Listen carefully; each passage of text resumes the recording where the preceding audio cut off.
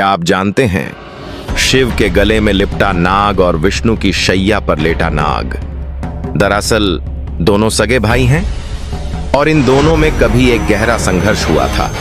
अगर आपको इस वीडियो से कुछ नया जानने को मिले तो इसे लाइक करें, अपने दोस्तों के साथ शेयर करें और ऐसे ही रहस्यमयी पौराणिक कथाओं के लिए चैनल को सब्सक्राइब करना ना भूलें।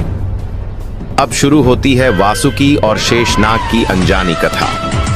नागलोक एक रहस्यमयी संसार जहां रहते थे अनगिनत नाग, लेकिन उनमें दो सबसे शक्तिशाली नाम थे, वासुकी और शेषनाग। दोनों भाई लेकिन स्वभाव में एकदम विपरीत। वासुकी तेज, गर्वीला और समर्पित।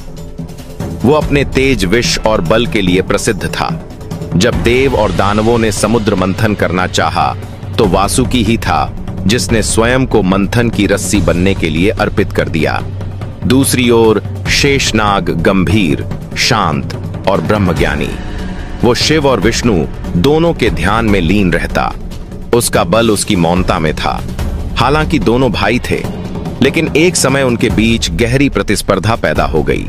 वासुकी को लगता था कि उसका विष और बाहुबल ही सबसे महान है, वहीं शेष को लगता था कि स्थिरता और सेवा ही सर्वोच्च हैं। एक दिन वासुकी ने कहा, भाई देखो मेरा विष, यह सारा ब्रह्मांड नष्ट कर सकता है। क्या तुम्हारी शांति भी ऐसा कर सकती है? शेष मुस्कुराया, भाई विनाश तो सरल है, पर स्थिरता और धारण शक्ति ही ब्रह्मांड को संभालती है। यह वाद विवाद देवताओं तक पहुंच गया। तब भगवान शिव प्रकट हुए। उन्होंने दोनों को देखा।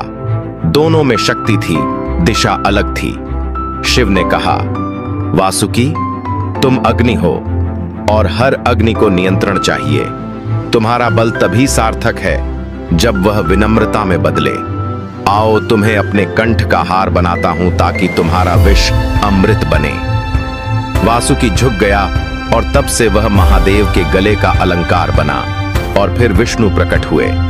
हे शेष, तुम्हारी स्थिरता ही सृष्टि की धुरी है।